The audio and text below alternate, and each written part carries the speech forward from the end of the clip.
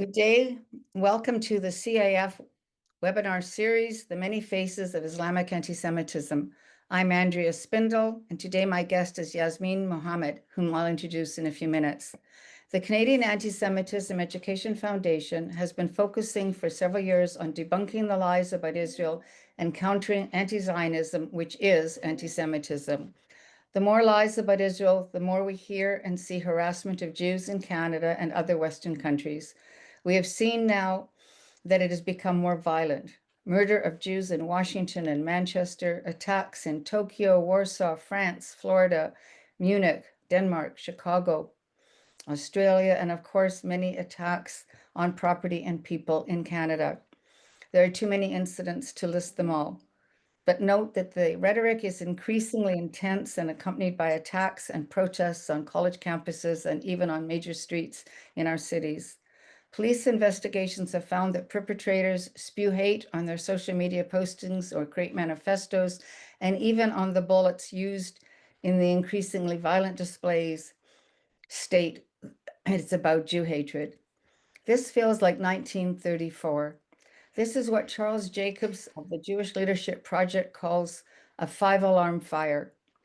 CAEF alone does not have tools and resources or the knowledge on how to stamp out this raging fire, a fire that has been fueled and encouraged for decades by the Muslim Brotherhood and its affiliates to undermine Western society. This is a fire that is safeguarded by those who are stoking it, whether in the media, academia, politics, education, or cultural institutions. It may take years to quell the fire as it has taken as long to ignite and spread it. We ask that you support CAEF, a charitable organization that is deeply engaged in the fight and partnering with other NGOs. We don't hesitate to state facts that governments at all levels should consider and that Jewish and allied organizations must act on. We urge people to not be passive, not to simply accede to the dominant views, to bow to wokeism, to political correctness, to false notions of human rights. Name those who would harm our community and cease worrying about being labeled racist or Islamophobic. Islam is not a race. All Muslims are not our enemy, nor are they responsible for the radicals, but the radicals are active, influential, and dangerous. Today, you'll hear from someone with lived experience of fundamentalist Islam, which is a cruel, inhumane, supremacist doctrine that aims to harm all Western liberal society. The challenge exists. You can assist us with donations at www.caef.ca. And before I introduce our special guest, I want to thank the promotional sponsors, organizations we work with and support, and urge you to also support. Special thanks to Clarity Coalition. Thanks to Tafsik, the International Christian Embassy, Jerusalem, Canada, Doctors Against Racism and Anti-Semitism, Canadian Women Against Anti-Semitism, the North Carolina Coalition for Israel, the Massachusetts Anti-Semitism Synagogue Task Force, European Lawyers for Israel, One Global Voice, the J.ca, the Ludger Center Congregation, the Mattathias Project, Americans for a Safe Israel, the International Coalition Against Racism Everywhere, the Macdonald-Laurier Institute, End Anti-Semitism and Promote Peace, the Israel Committee of Sonoma County, and the Israel Activist Calendar. You can see we have support and partners across North America and into Europe. Yasmine Mohammed was born in Canada to a Muslim family. Her mother is Egyptian, and her father, who was absent for most of her life, was from Gaza. During her early life, Yasmine experienced much abuse by her stepfather. Her mother did not support her nor provide any safety to Yasmine during the many years of torment when Yasmine's immediate family was dominated by extreme Islamism. Even the police did not rescue her when she sought help. At age 19, Yasmine was forced to marry a member of Al-Qaeda, who was a major operative in Canada. She eventually dared to escape the life she did not want. Yasmine is a survivor of abuse and trauma who took control of her own life, away from Islamist domination. She did this at great risk to her personal safety. I recommend reading her book, Unveiled, How the West Empowers Radical Islam. And I have to tell you that I wept at passages that vividly describe the cruelty she experienced. It was a hard read. Yasmine is at the forefront of a movement to empower free thinkers and dissidents in the Middle East. She has protested World Hijab Day.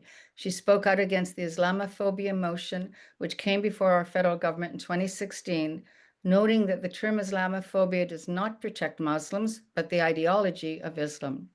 She's written articles about the Islamist leftist alliance and anti-Semitism and Islamism, and has refuted all the accusations against Israel that are ludicrous, fallacious, including claims of a genocide, apartheid, and ethnic cleansing. Yasmine founded Free Hearts, Free Minds to help ex-Muslims living in Muslim-majority countries where leaving Islam is a state-sanctioned crime. She is co-founder and director of the Clarity Coalition. She's a Canadian University instructor, human rights activist, author, and she is married and has 2 daughters. She also hosts the Yasmine Mohammed Podcast, which I encourage you to look at as well. Thank you so much for joining us today, Yasmine. Thank you so much for having me, Andrea. It's an absolute honor and pleasure to be here. So would you like to begin by telling us a little, I've given some highlights, I guess, to your life story, but maybe you could give us a little bit of the trajectory. Yeah, so I think it's probably best for me to go before I was even born and tell you a little bit about my parents and that trajectory. So my dad, as you mentioned, is from Gaza, and he went to Egypt when Gaza was under Egyptian rule, and he was able to go to university there, and that's where he met my mom. And the two of them moved to the States. They moved to San Francisco, in fact, and now we're talking like late 60s, so it's the peace, love, and hippie era. And my dad got really pulled into all this. My mom was secular, open-minded, educated woman as well at the time. And my dad got really pulled into the, peace, love, and hippie era. And my mom did not. She thought it was all very just debauchery and hedonism. And eventually their marriage fell apart. They had moved to Vancouver. That's where I was born, Vancouver, Canada. Their marriage fell apart. And my mom was alone now with 3 kids. My dad had moved to the other side of Canada, to Montreal, eventually got remarried, new kids, started his whole life all over again. Now, what's interesting to note here is during that time, Hassan al-Banna, you might be aware of the grandfather of the Muslim Brotherhood. There was like Sayyid Qutb was one of the authors who was really famous at this time of like the Muslim Brotherhood ideology. And he would always talk about how American people, American culture, Western civilization, democracy, capitalism, all of these, liberalism, feminism, all of these ideas were very, they were like toxic and poisonous for the world.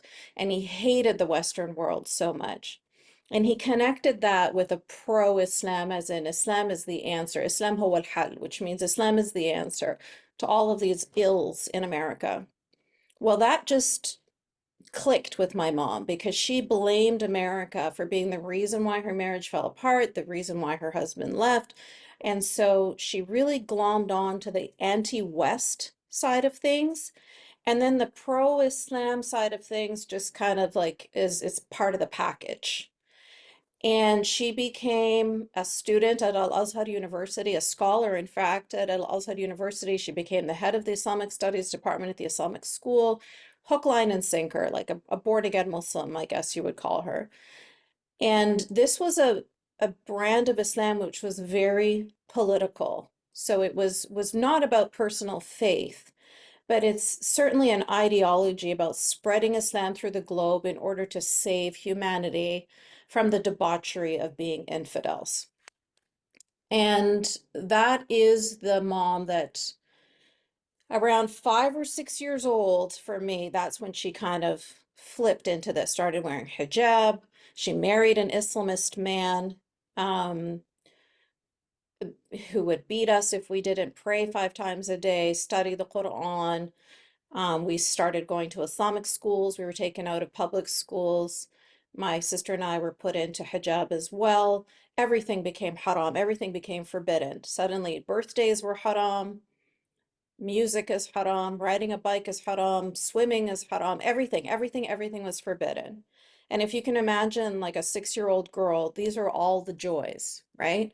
I can't play with my non-Muslim friends anymore. I can't swim. I can't ride my bike. I can't have a birthday party. Like these are the joys of a kid. So I was obviously very unhappy about this whole situation. Um, but there was nothing I could do because I was a child and I was getting beaten if I didn't listen. And not only that, I would burn in hell if I didn't listen as well. And so this man that my mom married came into our lives.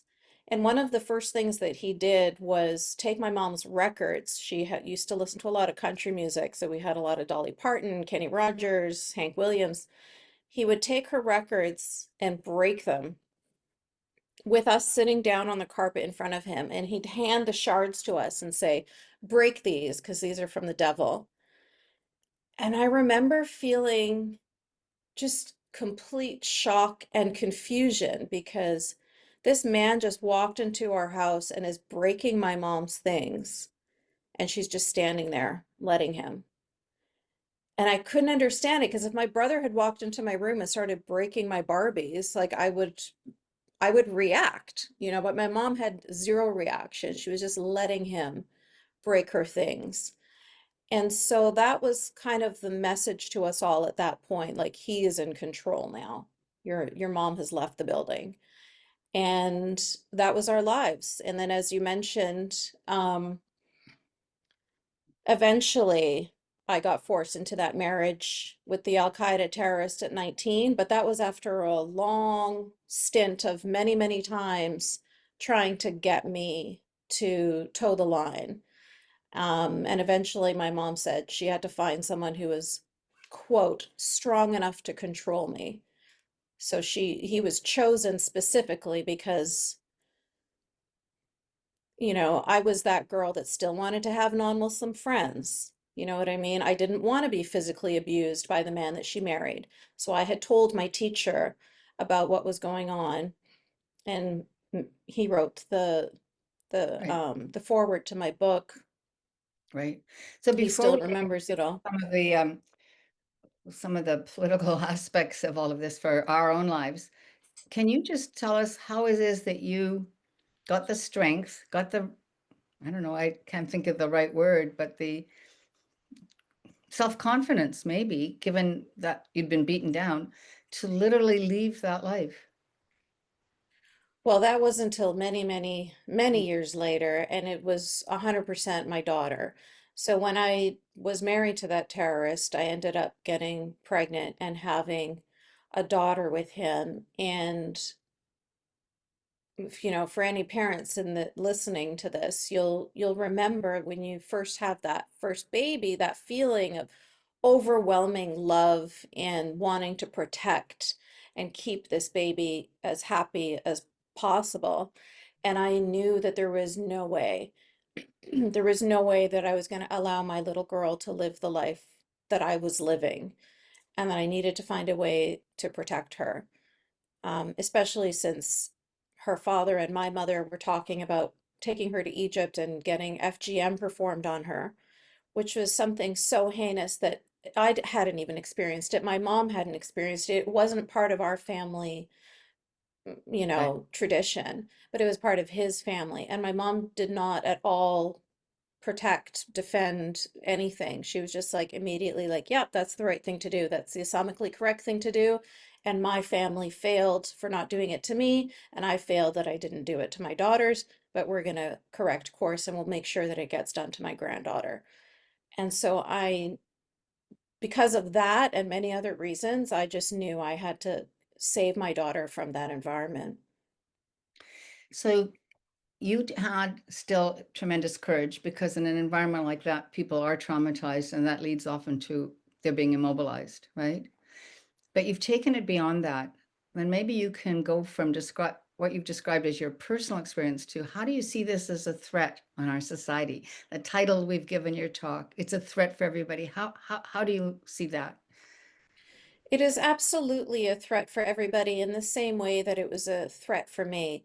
But I think the difference is I was acutely aware of the threat that was in front of me. I got to live this life where I could see feminism outside my window. I could see liberalism outside my window. I could see freedom outside my window.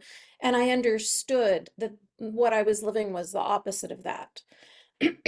Unfortunately, what's going on now is there's such a muddying of the water, there's such a confusion that we're actually supporting, celebrating, and uplifting these barbaric, archaic, violent, terrorist ideals. And we are opening the doors wide for the barbarians, and we are in fact making it comfortable for them here. And so that's how it is a threat to us, more so even because we don't even know what we're dealing with. I mean, I talked about the Muslim Brotherhood. They are considered a terrorist organization and they are banned in Egypt and in almost every single Arab country, but not in the UK, not in Canada, not in America, not in Australia. Like, we don't know what we're dealing with here. They have their political ideology hidden under, you know, religious freedom, practicing our faith, and they hide under that, and people can't tell the difference. So when they run around with their hijab day in our high schools and in our universities, encouraging girls to put hijab on, they think, oh, this is just a cultural thing. They don't understand that this is modesty culture. This is purity culture. Girls are thrown in prison in Iran. Girls are killed in Saudi Arabia, all over the world over hijab, even in America, even in Canada. We had a young girl named Aksa Parvez, 16 years old, in Mississauga, Ontario, that was killed by her father and her brother because she refused to wear hijab. And now suddenly we have no idea what the hijab is, and we're just plastering it on every flat surface and we're celebrating it.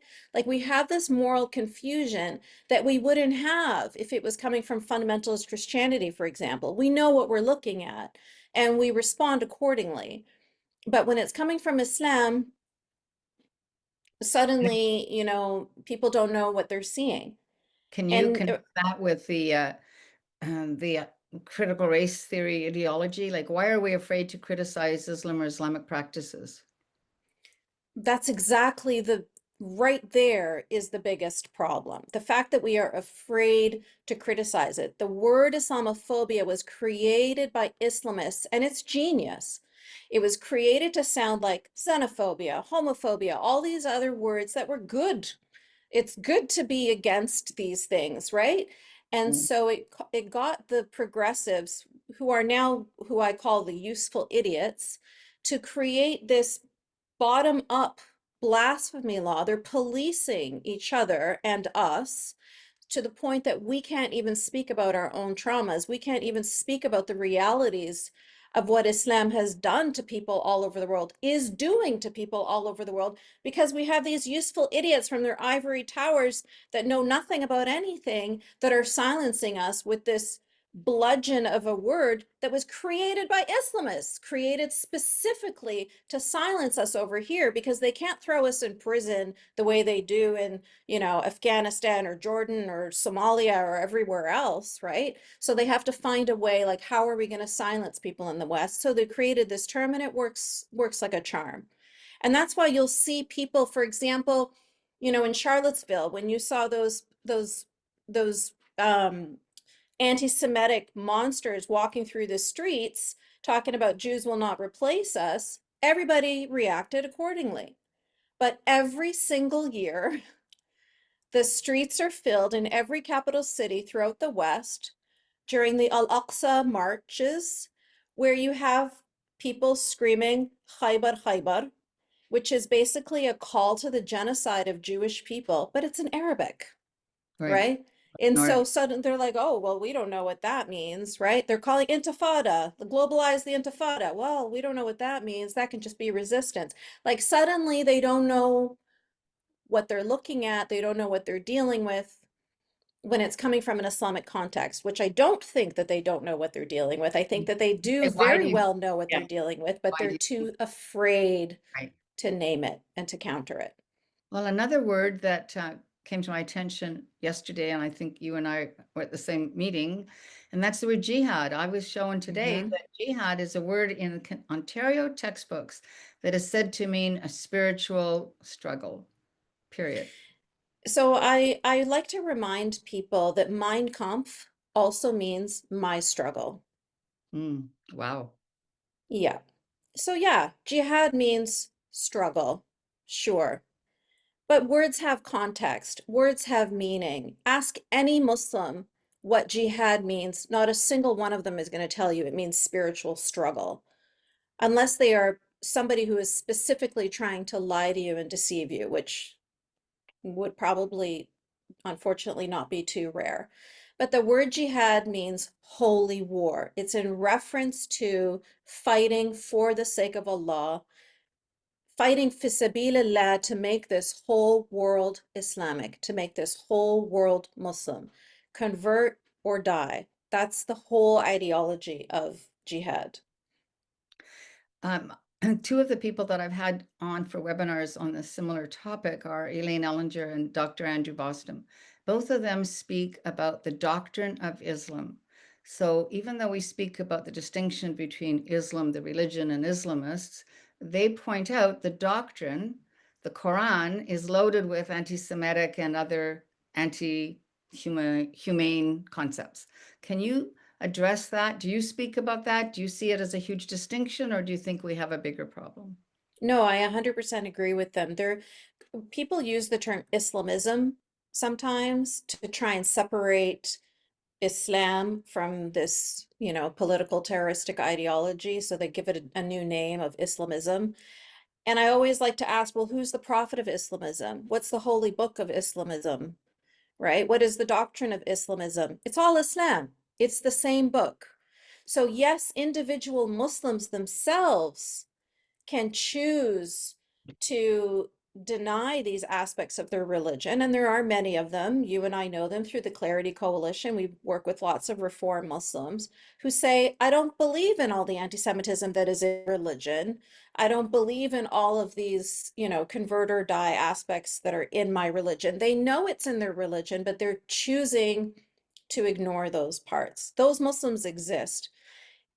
If you are the kind of Muslim who actively wants to spread Islam, whether it's through jihad or whether it's through using secular laws against themselves, whether it's through immigration, whether it's through government, whether it's through media, whether it, through education, there's so many ways of spreading Islam. It doesn't always have to be by the stabbings in the streets, or beheading teachers. There's many different ways of keeping people in control or afraid of criticizing Islam.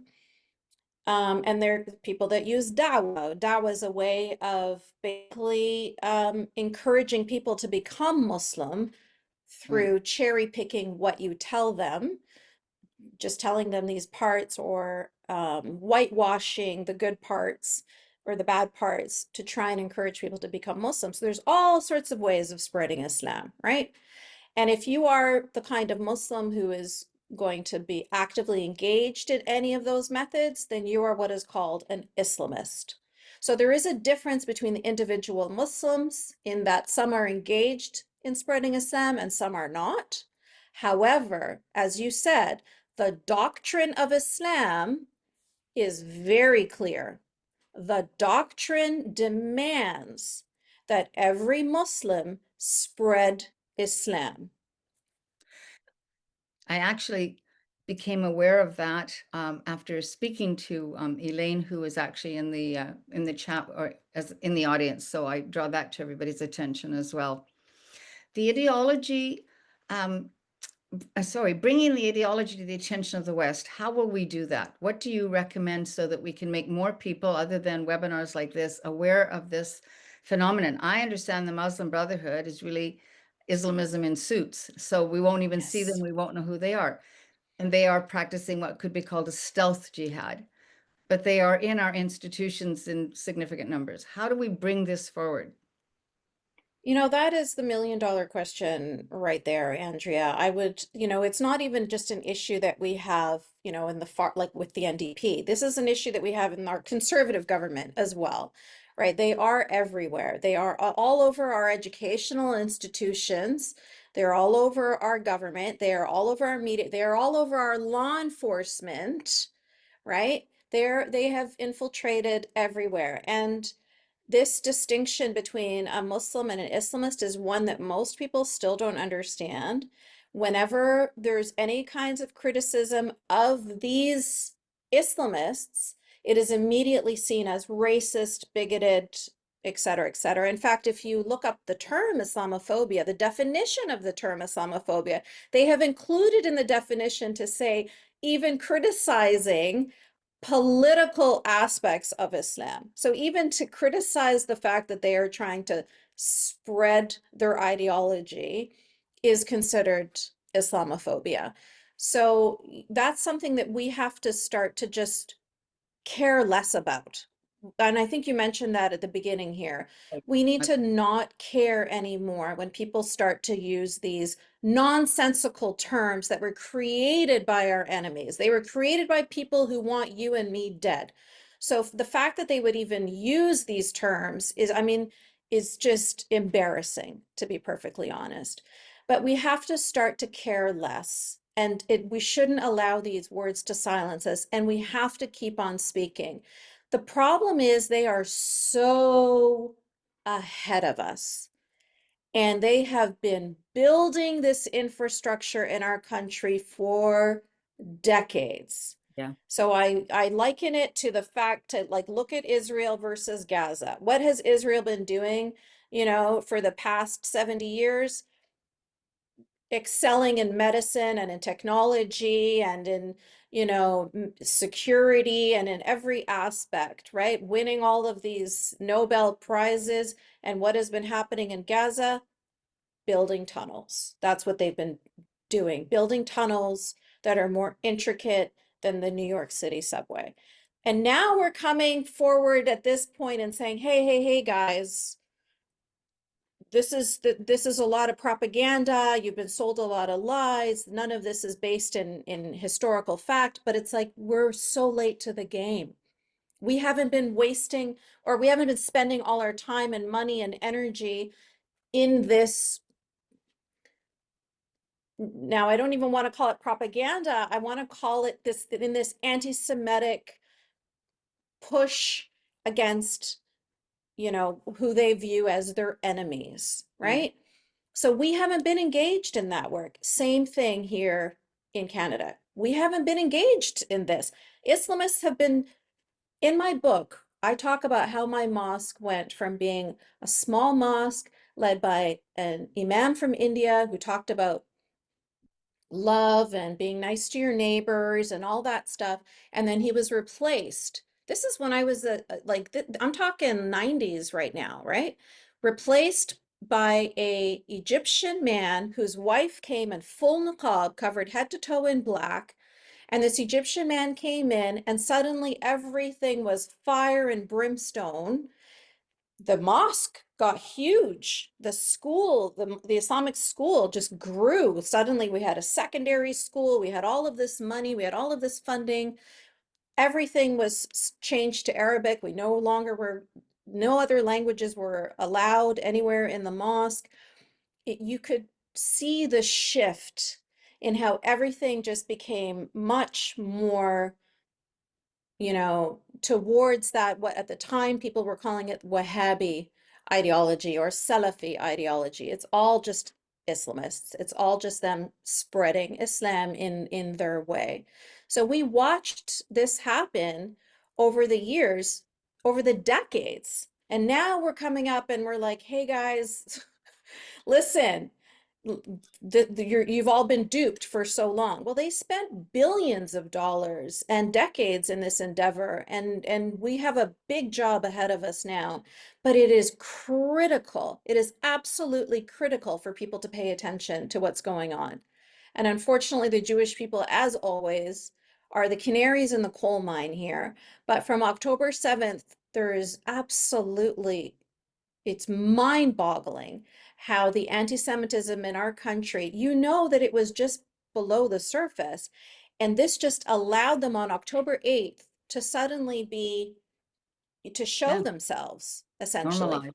Yeah. To normal, yeah, that's right. In fact, no more than normalized, it's like expected. I've never told anybody this yet, but I was standing with my daughter at a market where they were selling jewelry, and this woman was saying to the guy, the wings on the goddess Isis, Egyptian goddess.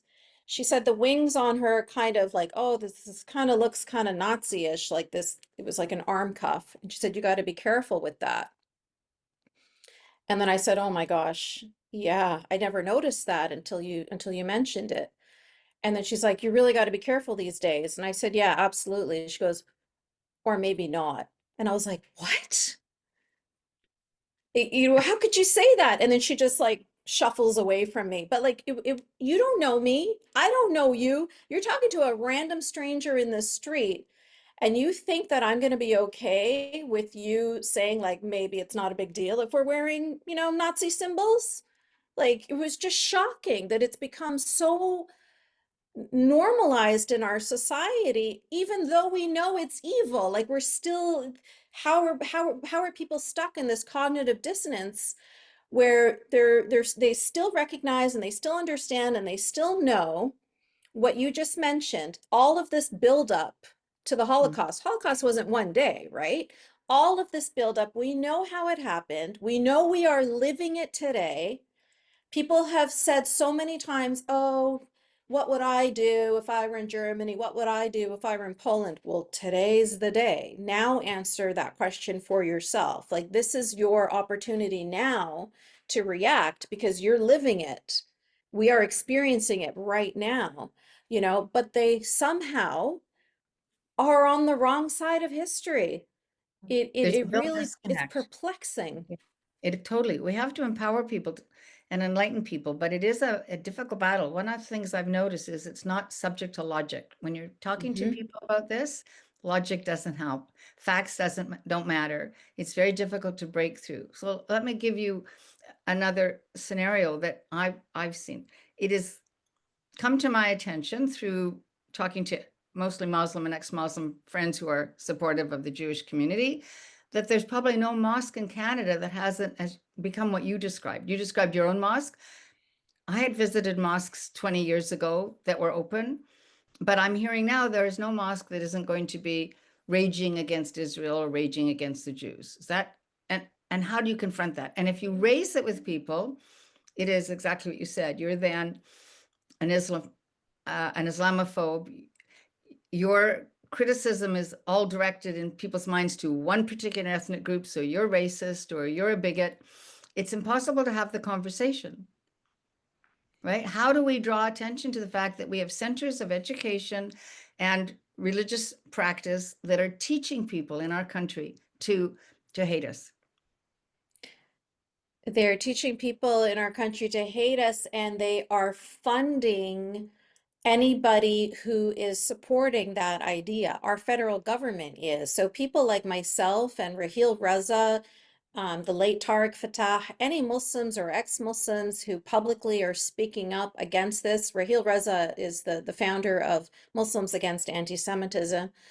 Any Muslims or ex-Muslims are speaking up against this. We're on the federal government website. There is a report there on the Islamophobia industry that was funded by our federal government, research that was done at McMaster University.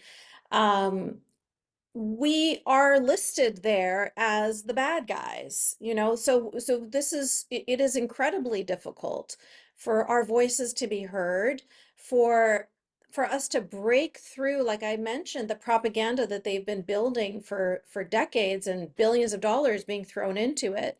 So all we can do is just keep on raising our voices. I totally agree with you that they can't be reached with reason, they can't be reached with logic, they can't be reached with history.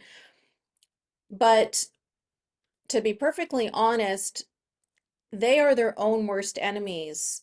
I've spoken to so many people who used to be part of the pro-Palestine movement, and when they see how heartless and cruel and vicious their community is, it has made them take a step back and start to question what's going on. This can't this isn't something I want to be a part of. The way they were pulling down posters of people that were taken hostages by terrorists, babies that were taken hostages by terrorists, that's gonna affect people. It's gonna find its way into the humanity of a person. Even those who are indoctrinated. That's what happened to me on 9/11, right? That's what happened to so many Iraqis and Syrians when ISIS took over. You get to a point where you're like, this is absolutely heinous, and I don't want to be a part of this anymore. And the way these pro-Palestine people have been conducting themselves all over the world is turning a lot of their own supporters against them. That's the most positive statement I've heard in a long time. So I hope it's true, and I thank you for that. I want to switch a little bit because I think people will be interested in the fact that you've been to Israel and you went as a witness yourself. You went with a group that does talk about bridging Muslims and Jews. Can you tell us about the trip you were on and what were the highlights? What most interested you? There were so many highlights. There were so many wonderful parts of the trip, but it was a Holocaust education trip, so it was incredibly difficult, incredibly emotionally draining. I mean, we were visiting Yad Vashem, talking about history, and then the next day we're going to the Nova Festival Memorial, Wow. and you're just, it's like you are, you know, it's not history. This is real life, I'm seeing bomb shelters with, Smurfs and other characters painted on them so that in the playground when kids are playing, that they have a place to run to. Like every home has to have a bomb shelter in it, and usually it's the children's bedroom so that they don't have to be disrupted. It's just, you're listening to Holocaust survivors talking about, escaping Poland and coming and finding Israel and finding the homeland. You're listening to people who, survived the Farhud in Iraq and, were thrown out of their homes in Egypt, and, from Jewish people who were living in Yemen and Russia and all over the world, coming and sharing their stories and talking about how this tiny piece of land was their only sanctuary, the only place that they could come to feel safe. And they're saying this as we are standing in a country where every single home has to have a bomb shelter, where they're living under constant threat. So even that one tiny little piece of land where they felt was it's sanctuary, it's their homeland. They can return home, they can be safe here, they can't even be safe there. So it's this constant frustration of we don't want Jews in our country, but we also don't want them in their own country either. Like they're just it's what do you want? And Where do you want the Jewish people to go? you can confirm that this is not a war about that piece of land either. I Yeah. 100% can confirm that. Absolutely. And there are 57 Muslim majority countries, right? They didn't just become that way overnight. They became that way through colonization. The state of Israel is the first example that we have seen, and I've spoken to Yazidis and Kurds and Druze and so many other minority groups from the Middle East who look to Israel and say, wow, you did it. You got your homeland back. Like that is amazing and impressive. This fight isn't it is not about the land at all. It is about the destruction of Jewish people, not just the destruction of Israel, the destruction of Jewish people. That is the goal and always has been the goal. And they have never wavered in that. If you go back all the way back to the 1920s, there's an incredible book that I recommend everybody read. It's called The War of Return. And in that book, the I can't I'm thinking of Eve Barlow, but she's not the author. Enat Wilf. Enat Wilf is the Yeah, author. right.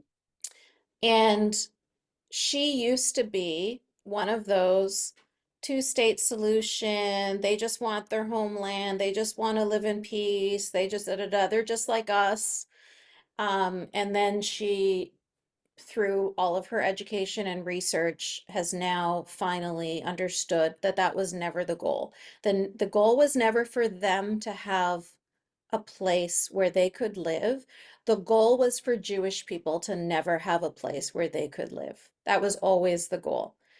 And it's not, it is an Islamist issue. And this is why in the Hamas charter, they specifically talk about this. And this is why in Iran, for example, they will scream, death to Israel, death to America. This is why you'll hear this same swearing at Yahud everywhere, not just in the Arab world, but in Pakistan and Indonesia and in countries that just, they have Islam, but they don't have any history. They don't have any connection to the Arab world, but it comes through in the religion. The religion, as I mentioned in my book, hates all non-Muslims, but of course, there is a special, extra vicious hate for Jewish people. You're right that it's not just the religion, but these are countries, some you mentioned, that don't even have Jews, right? Yes, I think Ayaan most of them Hirsi Ali don't. made that, yeah, Ayaan Hirsi Ali made that very clear in her first book, that she's in Somalia, there are no Jews, but her grandmother blamed everything wrong in the country on the Jews. Everything wrong in the country, everything, my aunt, when we were going to the market picking cucumbers, she's like, oh, the cucumbers are so small this year. It's the Jews. They're putting cancer in the vegetables, making them small. I'm like, what?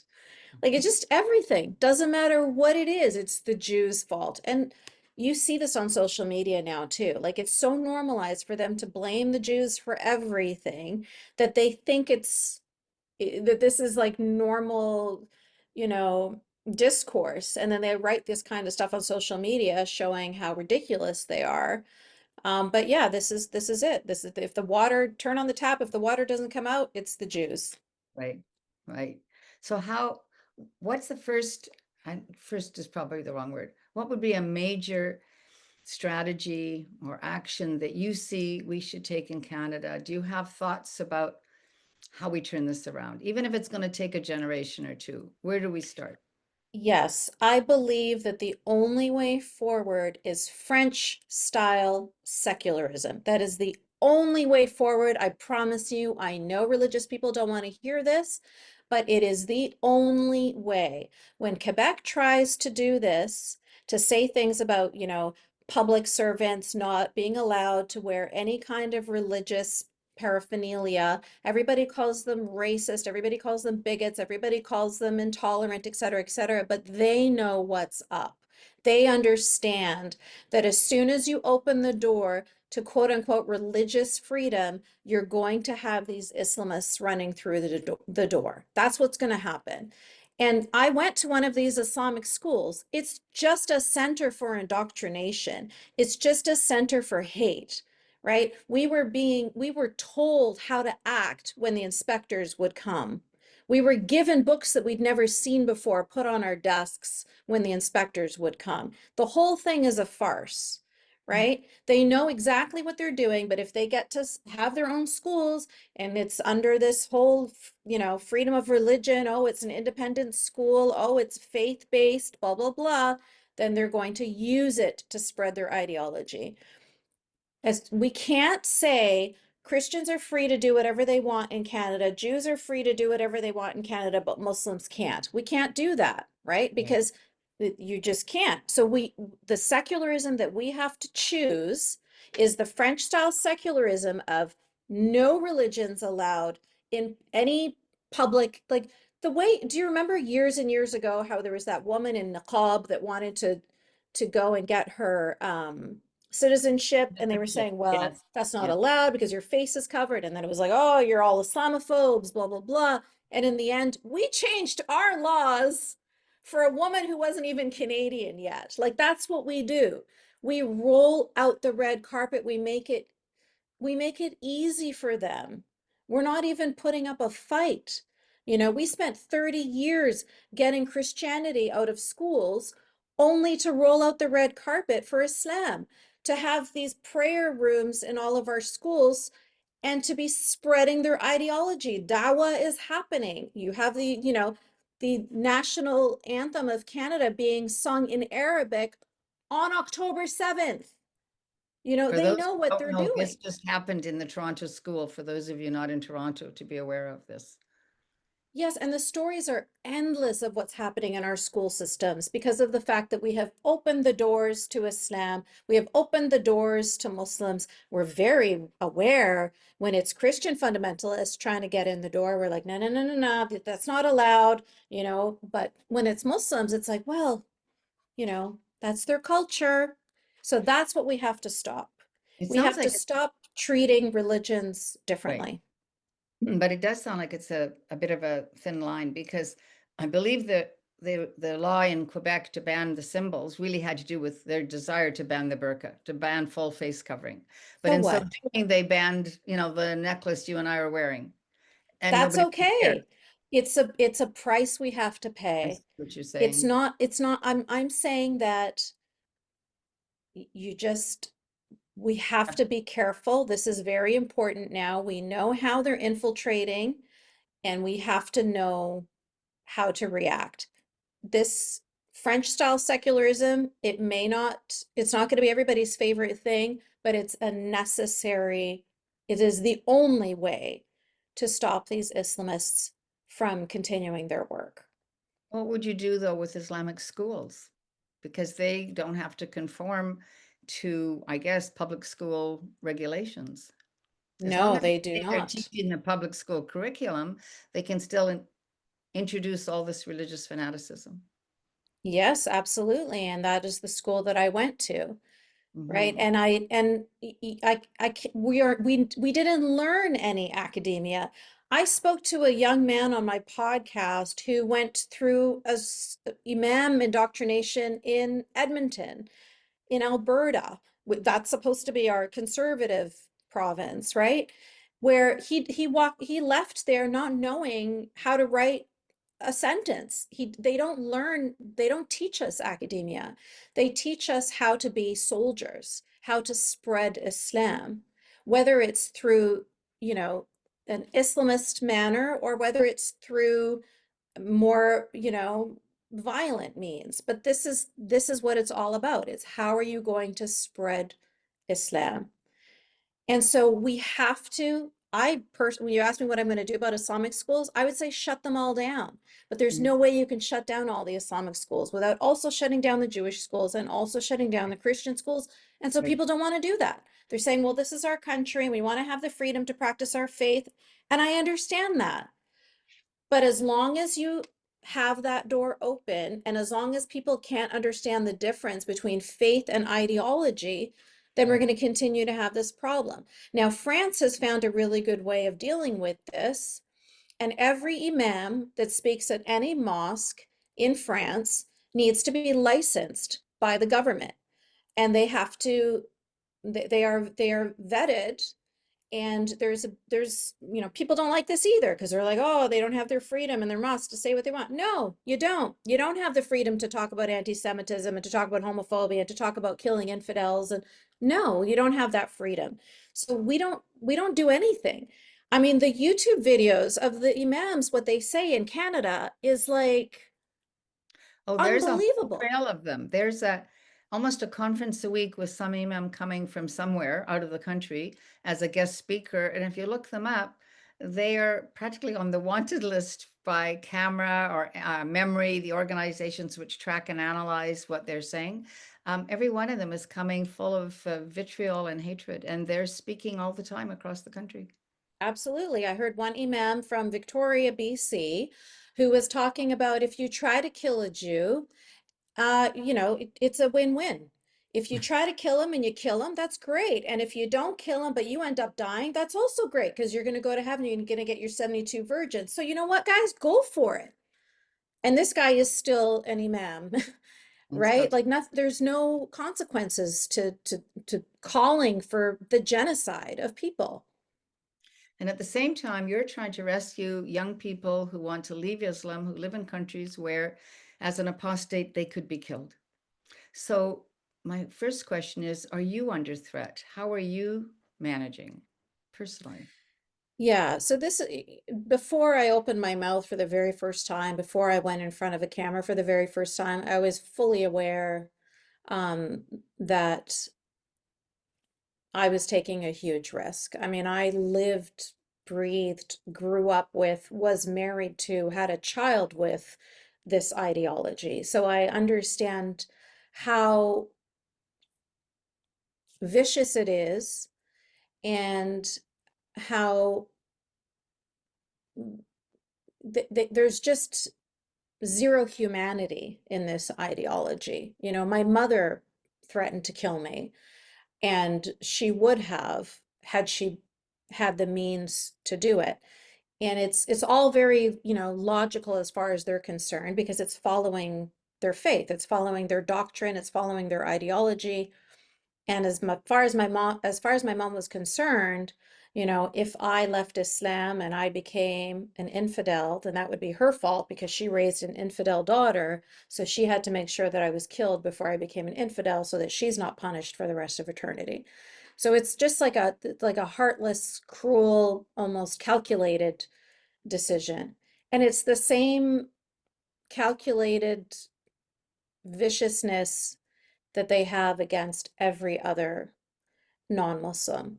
So having been raised in that, I understand it so well. And so I knew when I spoke up that I was going to be putting myself in the line of fire. But I also knew how important it was that people hear the voice of a person who has experienced this, a person who wore niqab, head to toe covered in black, wore the gloves, even had my eyes covered, a person who went to Islamic schools, a person who's lived in Egypt and in Qatar, right? A person who speaks Arabic as their first language. I needed to get my voice out there. There were voices of people who are being shut down because, oh, you're just white. Oh, you're just Jewish. Oh, you're just American. Oh, you're just an Islamophobe. Oh, you're just a bigot. So I needed to speak up because then at least they wouldn't be able to attack my immutable characteristics before they were forced to engage with the arguments that I was making. That's why it was like I was compelled to do this. It was imperative that I do this. I was watching my country commit social suicide, and I felt like I had to do something about it.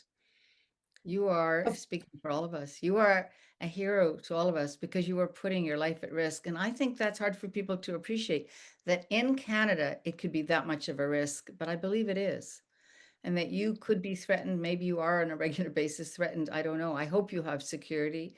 And for sure, because you have children, I'm sure you're very conscious of that. I do the best I can, but I just would like a shout out to our law enforcement in Canada that even when I show them credible threats that include things like my address or my daughter's names, they say to me, well, let us know when a crime happens. After the fact. Let me give you a moment to talk about the Clarity Coalition so that people here are aware of the work you're doing that is quite significant. You want to So tell us what and it is? Yeah, go ahead. The Clarity Coalition is a group. So the director is myself and Dr. Zuhdi Jasser, who is a practicing Muslim man from Phoenix, Arizona. So the fact that it's directed by a Muslim and an ex-Muslim just shows you that humans can work together towards a common goal, even when we have two completely different ways of living our lives and belief systems. um, it is a coalition of, it's a global coalition of people from all across the world, Muslims, ex-Muslim, Jews, Christians, Hindus, atheists, it doesn't matter. Doesn't matter which side of the political spectrum you're on either, or where in the middle you fit, as long as you're concerned about this Islamist threat to Western civilization, then you are welcome to join us and to help us in this fight. So we have journalists, we have politicians, we have activists, we have all sorts of people who are, you know, engaged in this work alone all across the globe. But I really believed that if we could link hands together and support each other, if we could, instead of feeling disheartened and scared to speak up because you're, you know, raising your head all alone, if we all work together and support each other, we would be so much stronger. And I'm happy to report that it's such an incredibly, not only functionally, you know, productive space for this work, but emotionally too. Just to have people that you're meeting with and that you're speaking with and that you can share your ideas and thoughts with, who understand what you're going through and who can finish your sentences. And if I can just say, we've had so many people from the Jewish community join us recently because they felt the same betrayal after October 7th that ex-Muslims have been feeling for a long time. And that's denial of our trauma. That's excusing of our trauma. And that's like celebrating our tormentors. And we really thought that we would find a safe place, or, you know, a compassionate shoulder on the left, with liberals, with open-minded people, with, you know, freedom of thought and freedom of expression. And to find out that these people that we have been uplifting for so many years were so quickly turned against us because they called us Islamophobes and bigots and whatever, so we couldn't even tell our own stories. We really saw the Jewish community go through that after October 7th, how they were so quickly, after you spent decades, like this friend of mine, Carolyn Fine from Portland, Oregon, who spent her whole life uplifting minority groups in Portland, only on October 8th to find Palestinian flags popping up all over her neighborhood. October 8th, you Yeah. know, body people were just taken hostage. Bodies are still warm. The videos of what was happening were still happening. We didn't even know how many people were killed or how many hostages were taken, and they Mm, were already, they are right. celebrating. They're celebrating this atrocity. As she's bleeding, she's seeing everyone in her city celebrating the people who caused this trauma to her community. Yeah, October 7th gave permission for everybody to come out of their hole and be anti-Semitic. So several people have asked how they can join, how they can become involved. Do you want to tell people what they need to do to get? Yes, please go to claritycoalition.org, and there is a button there that says join us, and just click on that, and we welcome you. That's great. I want to just give a little shout out to one person. There are many great people here, names I recognize, but to David Nussbaum in particular, who is in Israel, and a great follower and friend, CAF. I say hello and thank you for being here. And thank you, Yasmine. It's a pleasure to have a chance to talk to you. Your book is amazing. I recommend everybody read it. I've noticed that the title has been put into the chat by a few people, and it's really an important read to get the personal sense of what someone is going through and has come through. I'm sure that people who've lived through the Holocaust or lived through October 7th recognize the trauma. And so you're a very strong person, and kudos to you. Thank you for your time. I want to wish everybody a safe journey and stay strong. Join with us. Don't be passive and don't be afraid to take the label. If you're being called an Islamophobe, I say we must we must name and shame our enemies, right? Thank you again, everybody, and goodbye for now. Thanks again to our many co-sponsors,